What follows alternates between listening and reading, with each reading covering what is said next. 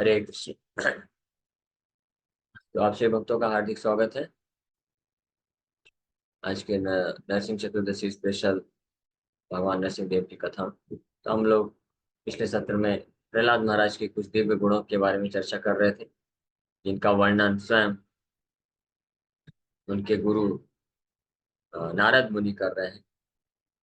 तो इस प्रकार से वर्णन किए। नारद मुनि बताए, गुणैरलम असंख्येय महात्म्यम तस्य सूच्यते। उसकी उनकी जो महात्मा है, ग्रेटनेस है, बस सूचित कर रहे हैं हम। और असंख्य और असंख्य गुण है। वासुदेव भगवती, भगवान वासुदेव की भगवती, यस्य नैसर्ग की रति ही। किस प्रकार से उन्होंने भगवान वासुदेव के प्रति नैसर्ग की रति प्राप्त की, नारद मुनि यहाँ पे बता रहे हैं।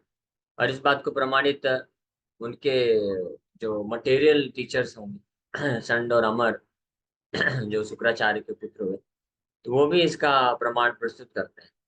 नरसिंह देव जब हिरण्यकशिपु ने प्रश्न पूछा कि आप लोग ये क्या ट्रेनिंग दे रहे हैं, तो बोले, नहीं, हम तो बहुत अच्छी ट्रेनिंग दे रहे हैं।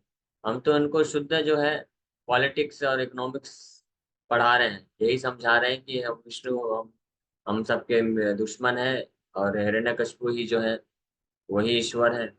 हम यही सब सिखा रहे हैं। लेकिन पता नहीं ये कहाँ से सीख ले रहा है, कृष्ण भक्ति कहाँ से आ गई।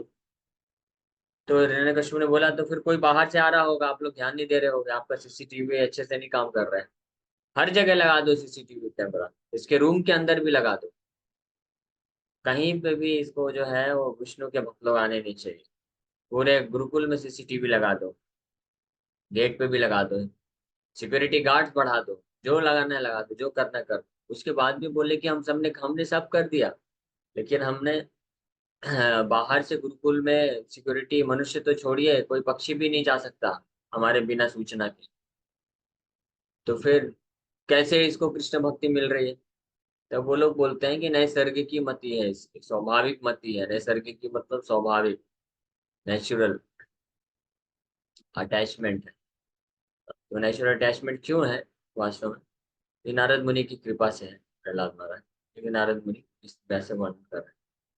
न्यस्त क्रीडनको बालो जड़वत्तन मनस्तया, कृष्ण ग्रह गृहीतात्मा न वेद जगदीदृशम। नारद मुनि बोल रहे हैं कि प्रहलाद महाराज के क्या गुण हैं। तो एक बहुत महत्वपूर्ण गुण है, from the very beginning of his childhood, बचपन से ही, बाल्यावस्था से ही, 4-5 वर्ष की आयु से ही, न्यस्त क्रीडन कहा। क्रीडन का मतलब स्पोर्टिव एक्टिविटीज, खेल।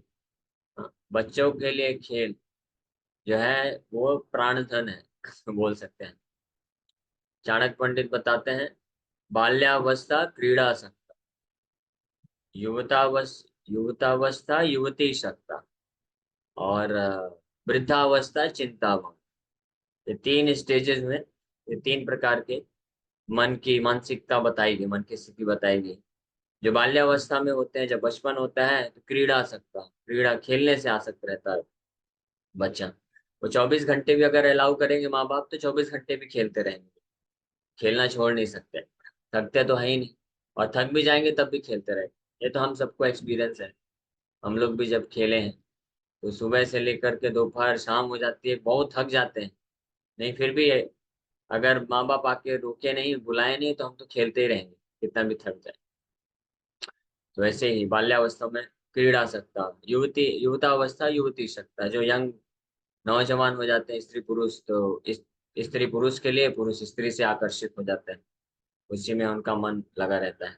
और वृद्धावस्था चिंता मग्न, और वृद्धावस्था में तो पूरा चिंता में ही समय जाता है। जिन चीजों के लिए, जिन कार्यों के लिए चिंता नहीं भी करना चाहिए, स्वाभाविक हो जाता है कि चिंता हो ही जाती है, चिंता करना ही पड़ता है। बच्चे पोते लोग बोलते रहेंगे, अरे दादा अब आप टेंशन लो, बैठ जाओ, टेंशन मत लो, हम सब कर लेंगे, इसके लिए आप चिंता मत करो। लेकिन फिर भी चिंता करते रहेंगे। क्यों? क्योंकि आसक्ति इतनी बन जाती है तब तक, वृद्धावस्था तक जाते जाते, तो इसको त्याग कर पाना बड़ा मुश्किल हो जाता है।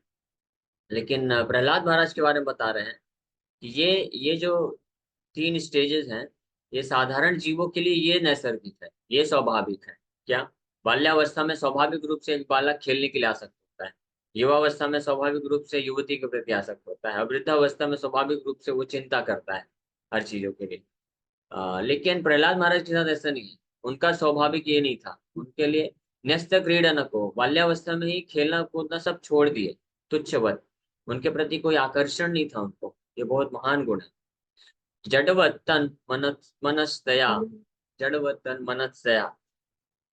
Indeed, he gave them up altogether and remained silent and dull, being fully absorbed in Krishna consciousness. देखिए, बच्चों के जो गुण होते हैं ना, उसके स्वाभाविक गुणों के बिल्कुल विपरीत थे प्रहलाद महाराज के। जड़वत तन मनस्तया बोला जा रहा है, फुली एब्जॉर्ब इन कृष्णा।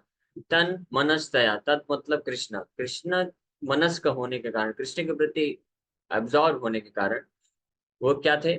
बाहरी रूप से जड़वत थे, यानी बिल्कुल डल और साइलेंट, शांत प्रतीत होते थे, गंभीर।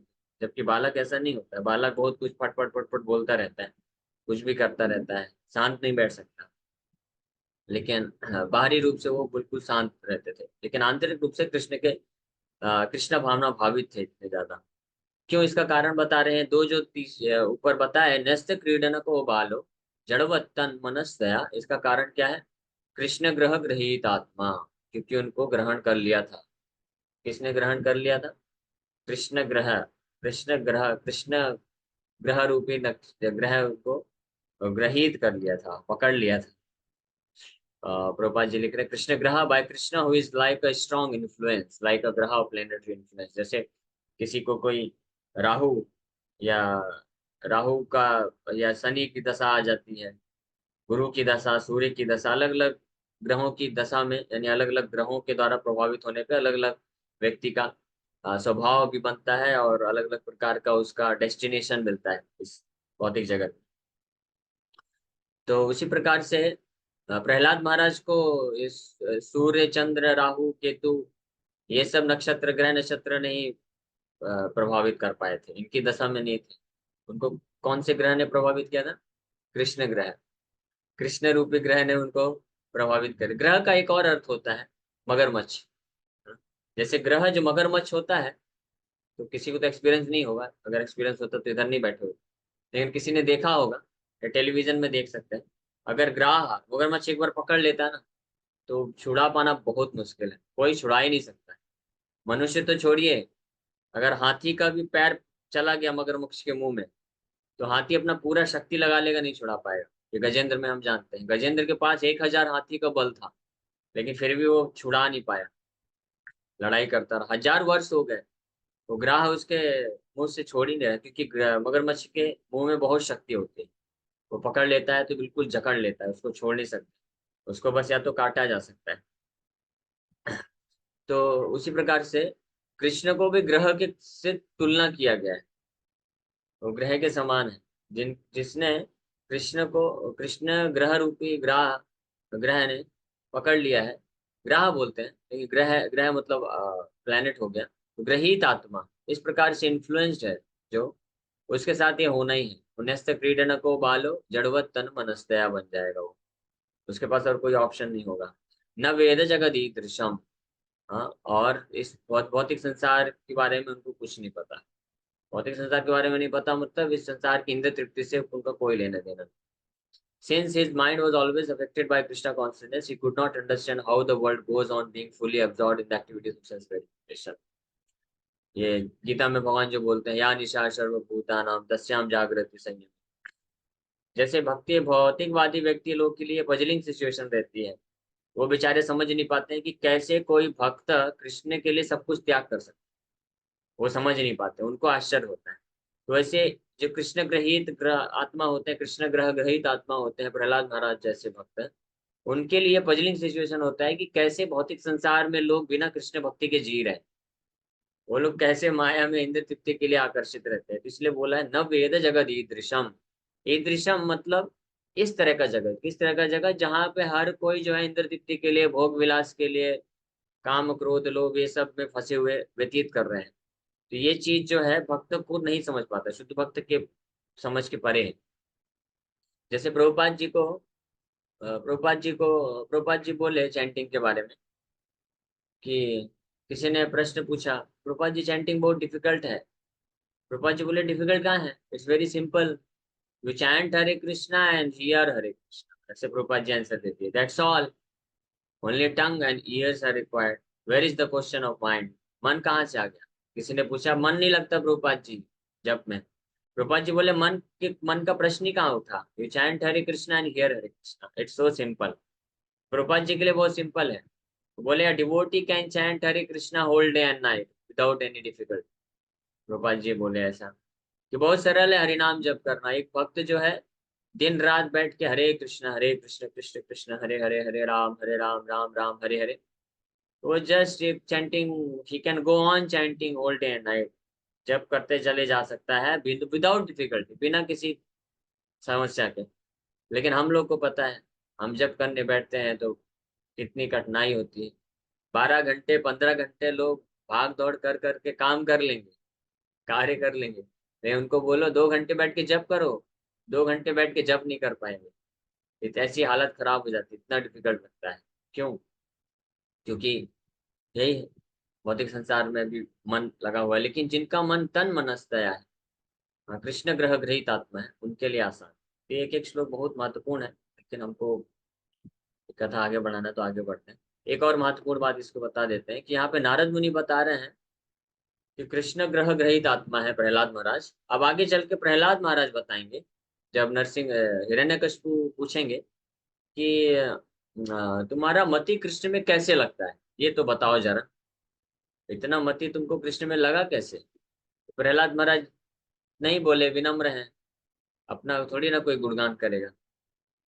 तो प्रहलाद महाराज के इस क्वेश्चन, हिरण्यकशिपु के इस क्वेश्चन का आंसर जो है उनके गुरुदेव नारद मुनि बता दे दिए हैं इस श्लोक में, कि प्रहलाद को मति किस लिए लग रहा है, कृष्ण ग्रह ग्रहित आत्मा है वो। प्रहलाद महाराज यही बोले कि किनका मति नहीं लगता है वो मैं बता देता हूँ, फिर आप समझ जाना, उल्टा कर देना मेरा क्यों लग रहा है मति। प्रहलाद महाराज बोले मतिर्न कृष्णे परतो सतो वा मिथो अभिपद्येत ग्रह व्रतानो। प्रहलाद महाराज बताते हैं मतिर्न कृष्ण, उसका मति नहीं लगेगा कृष्ण में जो ग्रह व्रताना, जो ग्रह कृष्ण जो भौतिक संसार में व्रत ले रखे हैं, संकल्प ले रखे हैं ये भौतिक संसार में भोग करने के लिए। लेकिन जो कृष्ण ग्रह ग्रहित आत्मा है वो कृष्ण व्रता नाम हो जाते हैं, इसलिए उनका मति बड़े नैसर्गिक रूप में लग जाता है। तो इस प्रकार से बहुत अद्भुत गुणों का वर्णन कर रहे हैं। अब आगे बता रहे हैं आसीन पर्यटन शयान प्रपिबन भ्रुवन नानुसंधत्त एतानि गोविंद परिरंभितः। ये बड़ी विशेष बात बताई जा रही है। जो इस प्रकार के शुद्ध भक्त होते हैं उनकी स्थिति क्या होती है? बाहरी रूप से वो दिखते हैं आसीना पर्यटन असनन। प्रहलाद महाराज was always absorbed in thought of Krishna. Thus, being always embraced by the Lord, he did not know how his bodily necessities such as sitting, walking, eating, lying down, drinking, talking were being automatically performed. तो बाहरी रूप से जो शुद्ध भक्त होता है वो भी दिखता है ऐसे ही है, साधारण व्यक्ति की तरह, कि वो भी बैठ रहा है, वो भी चल रहा है, खा रहा है, शयन कर रहा है, सो रहा है, पानी पी रहा है, खाना पीना, ये सब जो साधारण शरीर के कार्य होते हैं वो किए जाते हैं। लेकिन प्रहलाद महाराज ये सब कार्य कैसे कर रहे थे? तो ये ऑटोमेटिकली हो रहा था, जैसे मशीन होती है ना, ऑटोमेटिकली कार्य करती रहती है। हाँ, वो उसको ज्यादा कुछ करने की जरूरत नहीं होती है, लेकिन व्यक्ति कुछ और भी साथ में अपना मन कहीं और लगा सकता है, मशीन अपने आप कार्य करती रहती है। तो उसी तरह से भौतिक शरीर मशीन के रूप में ये सब कार्य करती रहती थी, बाहर वाले लोग यही देखते थे। लेकिन आंतरिक रूप में वो प्रहलाद महाराज जो है हमेशा नानु संधत्त एतानी, ये सब वो नहीं करते थे, वास्तव में ये सब नहीं जानते थे। अनुसंधत्ते मतलब नहीं जानते थे, ना अनुसंधत्ते एतानी, ये सारे कार्यों को वो सब ऑटोमेटिकली हो रहा था। गोविंद परिरंभिता, लेकिन कॉन्स्टेंटली हर क्षण वो भगवान गोविंद के स्मरण में रहते थे, गोविंद के द्वारा जो एम्ब्रेस्ड किए रहते थे। भगवान गोविंद उनको हमेशा गले लगाए हुए हैं, प्रेम दे रहे हैं, वात्सल्य प्रेम प्राप्त कर रहे हैं। ऐसा प्रहलाद महाराज हमेशा इस भाव में पूरी तरह से कृष्ण को स्मरण करते रहते थे 24 घंटे। प्रतीक्षणास्वादन लोभ पश्चात वंदे गुरु श्री चरणार। ये शुद्ध भक्त की स्थिति होती है, खाते वक्त भी वो भगवान गोविंद का स्मरण हो रहा है, जब जाग रहे हैं कृष्ण के बारे में कुछ सेवा कर रहे हैं उसमें तो होता ही है। यहाँ तक कि लाइंग डाउन भी लिखा है यहाँ पे, शयान प्रपिबन भ्रुवन। शयाना मतलब जो सो रहे हैं, सोते वक्त भी शरीर तो सो गया है, तो बाहर से तो लगेगा कि सारी एक्टिविटी बंद है, लेकिन अंदर से मन में भगवान का स्मरण चल रहा है, मन में भी वो भगवान का आरती करते रहते हैं। कभी कभी फिर वो जब मन में आरती करते हैं तो शरीर में प्रकट हो जाता है। फिर कुछ वक्त लोग वीडियो बना देते हैं, तो बहुत फेमस हो गया है।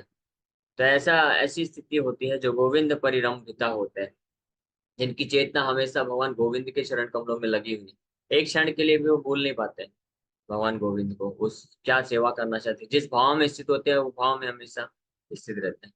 क्वचित रुदति वैकुंठ चिंता सबल चेतन, क्वचित धस्ति तच्चिंता लाद उदगायति क्वचित।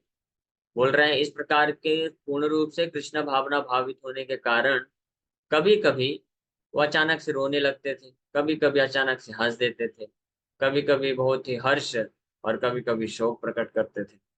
ये कोई समझ बाहर वाले लोग नहीं समझ पाए, वो सोचते थे क्या पागल हो गया क्या। लेकिन भक्त लोग इस प्रकार शुद्ध भक्त का तो ये सब लक्षण प्रहलाद महाराज बचपन से ही प्रकट करते थे।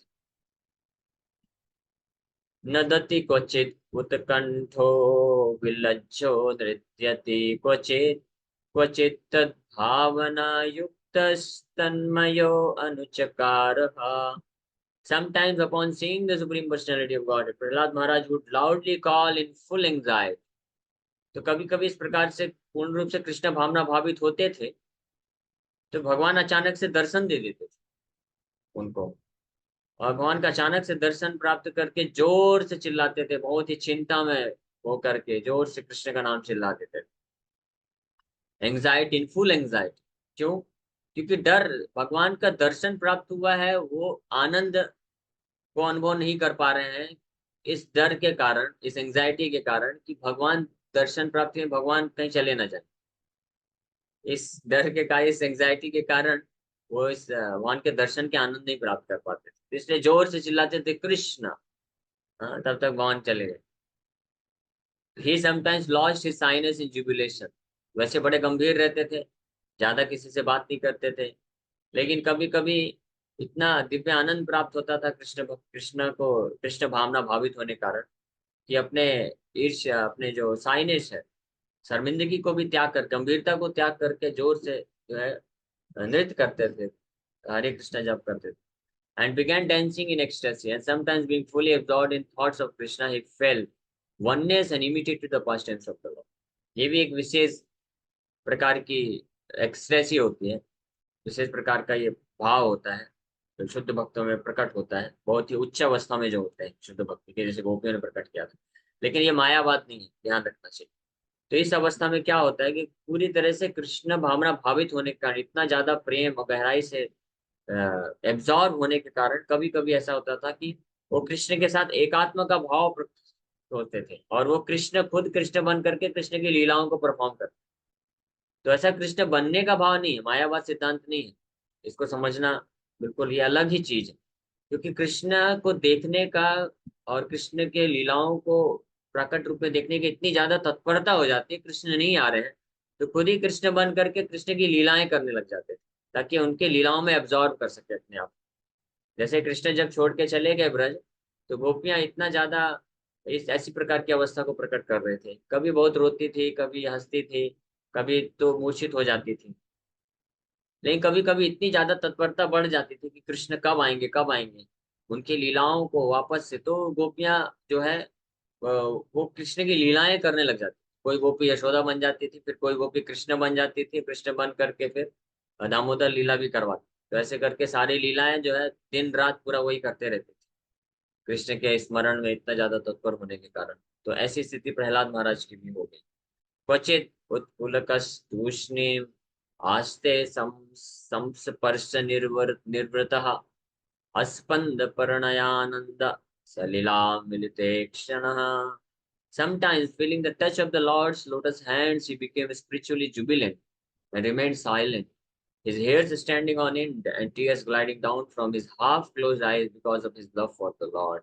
तो कभी कभी प्रहलाद महाराज इस दिव्य अवस्था में कृष्ण भावना भावित होने के कारण वो भगवान के हस्तकमल का स्पर्श प्राप्त करते थे, और वो स्पर्श प्राप्त करते ही इतने दिव्य आनंद को प्राप्त करते थे, रोमांच कंपा अश्रुतरंग होता था, यानी शरीर में रोमांचित हो रहे हैं, अश्रुधारा बह रही है, आधी आंख बंद है, आधी खुली हुई है, और रो रहे हैं और पूरी तरह से भगवान के प्रेम में एब्जॉर्ब हो गए। तो इस प्रकार के सिम्टम्स जो है महसूस करते थे प्रहलाद महाराज।